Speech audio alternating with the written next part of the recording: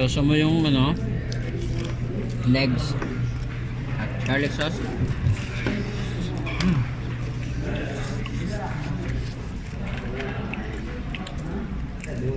Sarap.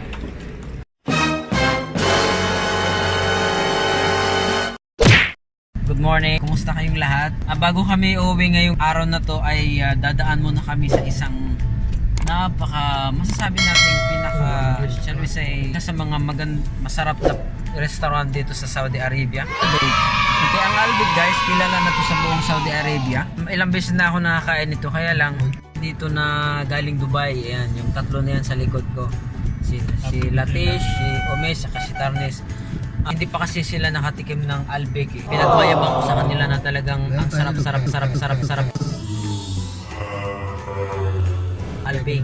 Mga nakatikim na nakakain na dito sa Albig, alam nyo na kung gaano kasarap ang fried chicken nila dito.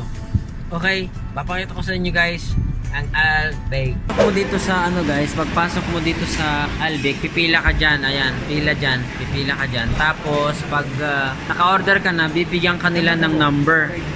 So dito sa invoice namin, ang number namin is 488. So ngayon, ang number ngayon is 483 pa. So mayroon pang 5 nauna.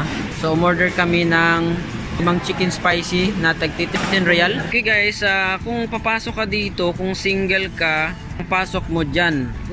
Okay? Pero kung babae ka, may pamilya ka, papasok ka dito sa may ladies serving area. Mga matatagal na dito sa Saudi, alam na nila yan, pero sa mga bago pa tsaka nandyan sa Pilipinas o sa ibang bansa, dito kasi sa Saudi iba ang entrance o iba ang serving area ng mga single or bachelor sa mga ladies or family. Okay, ito na yung pagkain, ito na yung Albig namin. Dun sa kasi sa loob, sa serving area lang yun, dito ay meron silang dining area. Kailangan naming umakyat.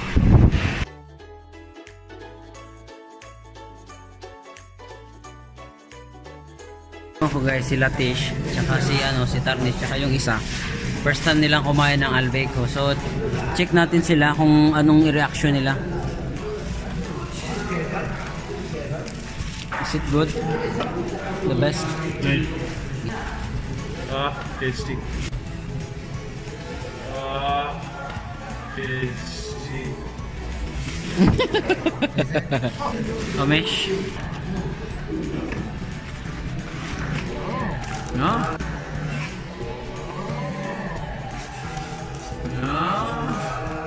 Good?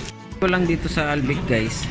Kasi sa presyong 13 real, sulit na sulit at sobra pa kasi marami na siyang french fries, tsaka ang lalaki ng slice ng mga manok, tsaka ang sarap pa. Tapos sa ibang restaurant, pag dumagdag ka ng mga sauce, may bayad na. Dito sa Albig, wala, unlimited. So kahit dumagdag ka pa ng dumagdag hanggang maubos mo, libre yan. Meron silang tao na nag-iikot, yan yung tao nakaputi. Kung hingi ka ng sauce, unlimited, bibigyan ka nila. Ang isang pa sa mga nagustuhan ko guys, dito sa Albig, itong garlic sauce tsaka yung ketchup paghaluin mo. Sarap. Yan, try mo nga to pag nag-Albig ka. Ang isa pang nagustuhan ko din yung sauce niya guys. Sa ibang sa ibang restaurant, yung sauce niyan hanggang labas lang. Hindi gaya dito sa Albig. O tingnan mo, hanggang sa loob may sauce. So masarap talaga. Sabi nga nila parang minarinate siya ng ilang linggo bago niluto. Ayan masarap yan, yung kulay dilaw na yan. Yan ang sauce. Sausaw mo sa garlic sauce. Sarap. Sausaw mo yung legs, garlic sauce. Sarap.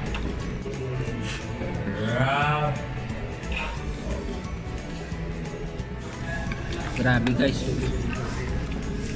tagos hanggang buto yung sauce.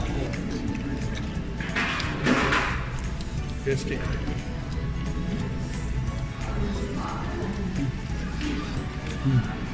Ang technique dito para maubos mo yung manok, unahin mo muna yung mga malalaki. Ito na yung kulit. Kasi pag unahin mo to, hindi mo na maubos. Sobrang dami. Sausaw mo sa garlic sauce. Heaven, I feel heaven. Hindi ito sponsored ng Albig, pero sa mga hindi pa nakatikim ng Albig, dito na kayo kumain. Sulit yung bayad nyo. Ihalo mo yung ketchup. Tapos, kumuha ka ng french fries. Paghaluin mo. Tapos,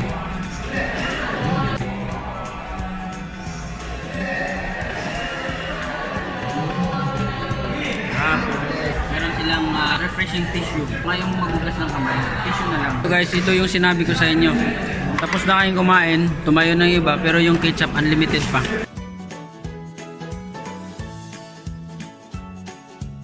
Goodbye Albig, goodbye Albig. Sarap at binusog mo kami.